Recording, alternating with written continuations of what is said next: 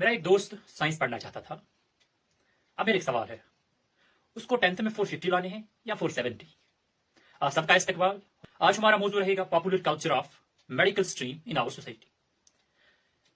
पहली बात, क्या ये कैसे हम डिसाइड कर सकते हैं कोई बच्चा आगे साइंस पढ़ सकता है या नहीं? अकल कहती है एप्टीट्यूड, इंटरेस्ट, काउंसलिंग, ये चीजें होनी चाहिए। अगर असेसमेंट बताती है स्टूडेंट कैपेबल है, स्टूडेंट में वो एबिलिटीज है, वो कंटिन्यू साइंस स्ट्रीम कर सकता है, तो उसको करनी चाहिए।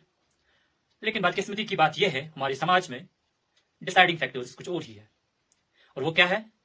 क्लास 10th के मार्क्स। अगर एक स्टूडेंट 400 प्लस लाता है, 450 लाता है, 470 लाता है, तो मेजॉरिटी व्यू यही होती है, बेटा continue your education with science stream, या मैं कह सकता हूं पॉपुलर टर्म मेडिकल सब्जेक्ट। क्या ये इंसाफ है? लेकिन अब तो यही लग रहा है कि ये एक प्रिंसिपल बन चुका है।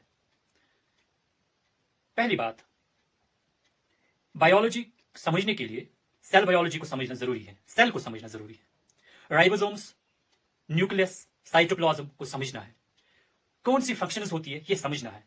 अगर एक स्टूडेंट सेल समझता है, वो फिर बायोलॉजी समझ सकता है। कैसे? उसको नर्वस सिस्टम पढ़ना है, वो नर्वस सेल समझेगा, उसको आरबीसीज समझ आएंगे, उसको डब्ल्यूबीसीज क्या होती है ये समझ आ सकती है। लेकिन ये कैसे डिसाइड होगा कि एक स्टूडेंट में ये एप्टीट्यूड है? मैंने पहले ही बोला, इसके लिए डिसाइडिंग फैक्टर्स बहुत सारे हैं, लेकिन जो डिसाइडिंग फैक्टर हमने रखा है, जो हमारे समाज में है, उसकी वजह से बहुत ज्यादा लॉस हो रहा है सोसाइटी में। और जो लॉस साइलेंट है अभी, मतलब उसका कोई नॉइज नहीं है। क्यों नॉइज क्यों नहीं है? क्योंकि कोई बात नहीं करना चाहता है, स्टूडेंट उसको समझ नहीं आता है। एक 10th क्लास का स्टूडेंट, उसको खुद भी यही लग रहा है, क्योंकि छोटा होता है, मैच्योर नहीं होता है, उसको ये लगता है कि मैंने 420, 450, 460 लाए हैं, मैं एबल हूं साइंस पढ़ने के लिए, और उसको समाज भी अप्रिशिएट करता है। और वही स्टूडेंट जब 11th 12th में साइंस पढ़ता है, तो हीज वर्ड्स आर लाइक बहुत लेंथी है, मुझे समझ नहीं आता है। वो जो उसके जो अल्फाज होते हैं उस 12th के बाद, वो शायद हमारे टीचर्स, हमारे ट्यूटर्स, हमारी सोसाइटी को सुनने चाहिए। उन वर्ड्स को सुन के डिसाइडिंग फैक्टर्स को चेंज करना चाहिए।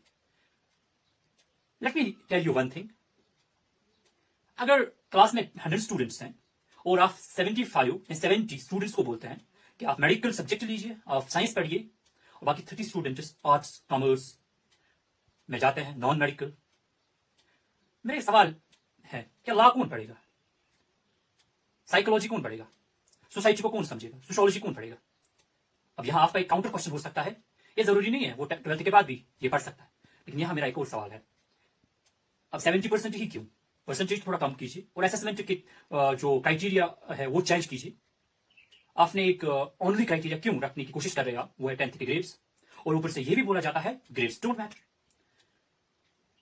सी, I am not an expert, but I am a student. I have seen students saying after 12th that we are not able to understand the basic scientific concepts. And they are like, हमें समझ ही नहीं आता है। और वो फिर counselling की ओर जाते हैं, लेकिन अनफॉर्चुनेटली काउंसलिंग उनकी उस टाइम भी ठीक तरीके से नहीं होती, और 12th के बाद भी उनको ये बोला जाता है आपको ट्राई करनी चाहिए नीट के लिए। सो आई थिंक मैं ज्यादा नहीं बोलना चाहता हूं, और मैं ये भी नहीं कहता हूं कि हर एक जगह यही होता है, लेकिन मैक्सिमम, लेकिन हमारे समाज में यही होता है। 300 मार्क्स लाएगा कोई 450 लाएगा, कोई 420 लाएगा। पहले ये तो देखो उसने लाए कैसे। मैं भी एक स्टूडेंट हूं, मुझे पता है, मैंने एग्जामिनेशन दिया है, कॉपिंग भी हो सकती है, फेवरेटिज्म भी हो सकता है, रोट लर्निंग भी हो सकती है। और उस बच्चे ने ऐसे मार्क्स लाए हैं और फिर वो साइंस पढ़ता है, वो साइंस नहीं पढ़ पाएगा, क्योंकि एबिलिटीज जो होनी चाहिए वो उसमें आप नहीं देख सकते।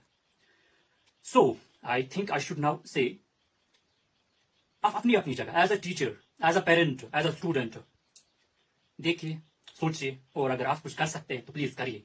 और मैंने मार्क्स की बात यहाँ की, ये अलग टॉपिक है, लेकिन मैंने marks as a deciding factor यहाँ टॉपिक उठाया, इसके बारे में जरूर हमें सोचना चाहिए।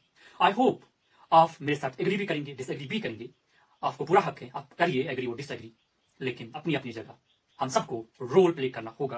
क्योंकि मैं एक स्टूडेंट हूं, मैंने सोचा मुझे इस मौजू के बारे में बात करनी चाहिए, और ये मैंने पहले भी बोला, मेरी वीडियोस एज रिमाइंडर्स है, इसलिए मैं जरा डिटेल्ड डिस्कशंस या डिबेट्स या बाकी सब चीजें नहीं करता हूं। मुझे जो बात रखनी होती है एज अ स्टूडेंट मैं रखता हूं, and let's leave it up to our society. And I'm also the part of the society. So we all should come together and should play our roles. Allah आपको खुश रखे. Allah Hafiz.